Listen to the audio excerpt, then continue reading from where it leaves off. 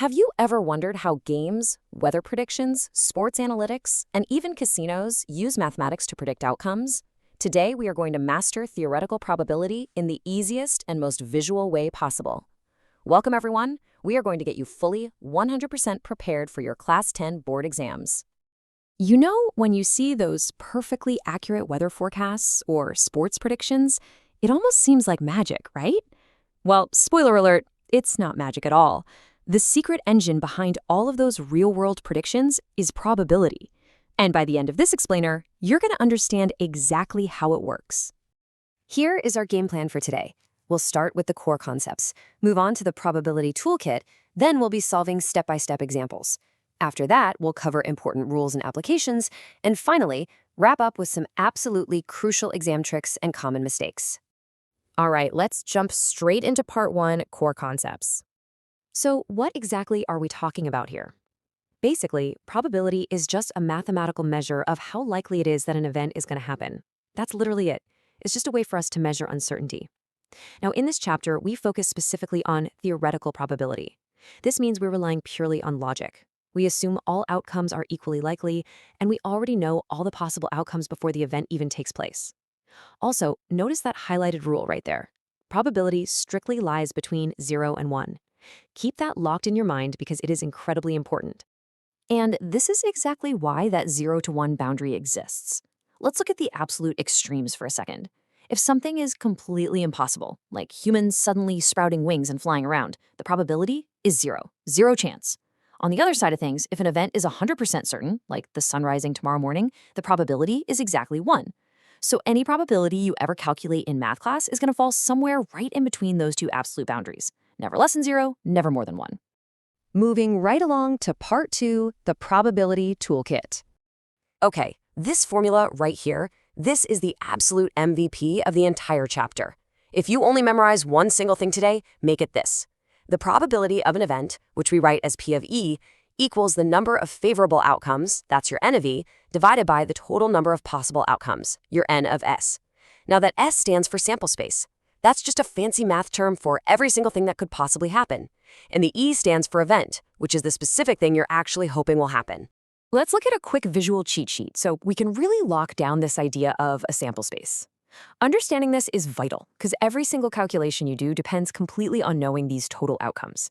Think about it. If you toss a coin, your sample space is just heads and tails. So your total outcomes, your N of S, is 2. If you roll a fair die, you could get a 1, 2, 3, 4, 5, or 6. That makes your total outcomes 6. And drawing a card from a standard deck, your sample space is all 52 cards. Honestly, once you figure out this total number, you are already halfway to the correct answer. Time for part 3, solving step-by-step examples. Let's put that formula to work. First up, the classic single coin toss. Let's say we want to find the probability of getting heads. Step 1, identify the total possible outcomes. We just saw that a coin has heads and tails, so our total is 2. Step 2, identify the favorable outcomes. We specifically want heads, and there's only one of those. Step 3, apply our master formula. Favorable over total. That gives us 1 divided by 2, or 0.5. See? Very logical, super simple when you break it down step by step. Let's level up slightly with a die roll. We want to find the probability of getting a number strictly greater than 4. Step 1, total outcomes on a die. That's 6. Step 2, favorable outcomes. Now, which numbers are actually greater than 4? Just 5 and 6. So we have exactly 2 favorable outcomes. Step 3, apply the formula. We get 2 divided by 6. But hold on. Always remember this final step for your board exams. Simplify the fraction. 2 over 6 simplifies down to 1 over 3. Let's wrap up our examples with a standard deck of cards. What are the chances of drawing an ace?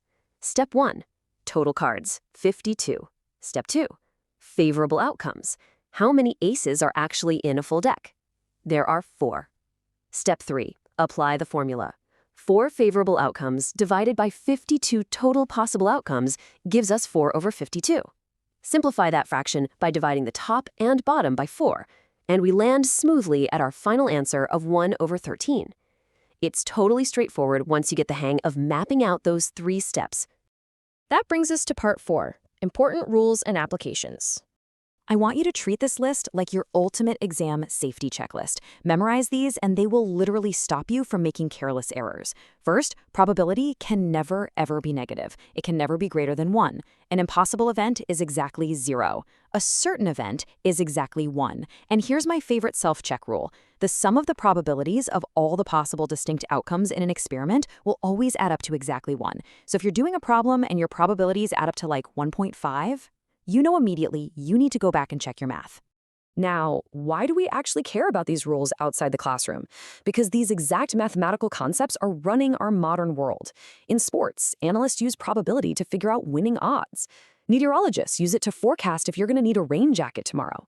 In finance and insurance, it's how they calculate massive risks. Entire lottery and casino systems are built securely on these formulas. In artificial intelligence, it constantly uses complex probability trees to make predictive models. You're not just doing homework here. You are learning the underlying language of the future. And finally, part 5, exam tricks and common mistakes. Let's get you those top marks. Listen up, because these are the traps that catch so many students every single year. First one, using the wrong total outcomes because they rush and just guess the denominator. Second, confusing the favorable outcomes with the total outcomes, basically flipping the fraction upside down.